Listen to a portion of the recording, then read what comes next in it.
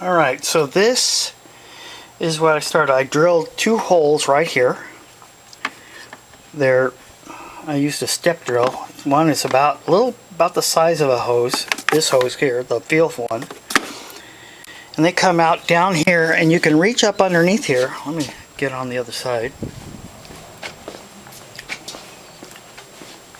You can reach up underneath here and you can touch that with your finger. Now on this side over here, there's some electrical stuff. Hold on.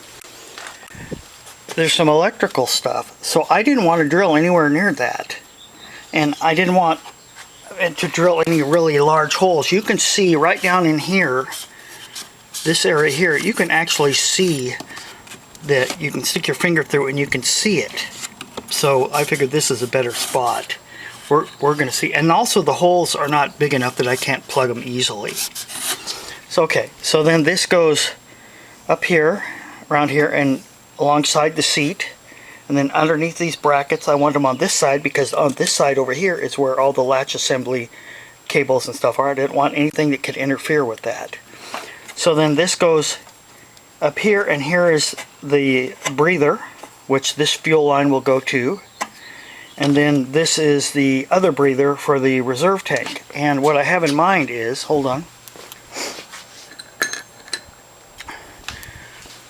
I'm going to find a way to attach this here so that I have an indicator when I know it's filling with fuel, and I don't have to look, you know what I mean?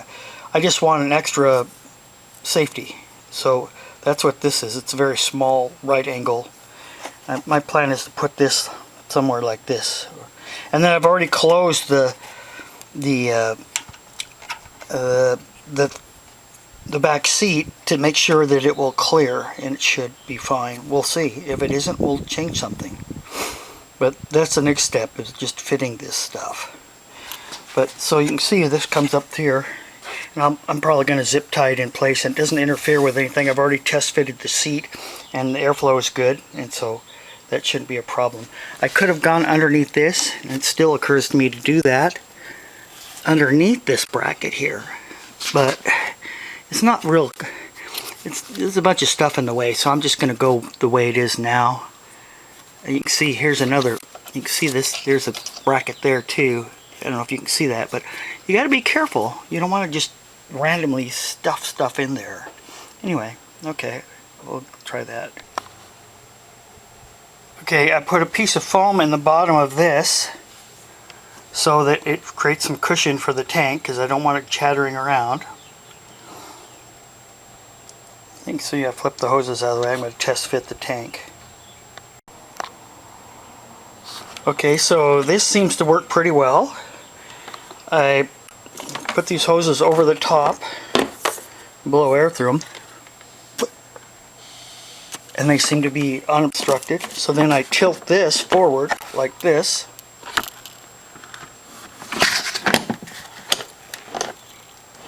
Well, hold on here. Get this stuff out of the way. There. So that will work there. So it's just a matter of sorting the rest of it out.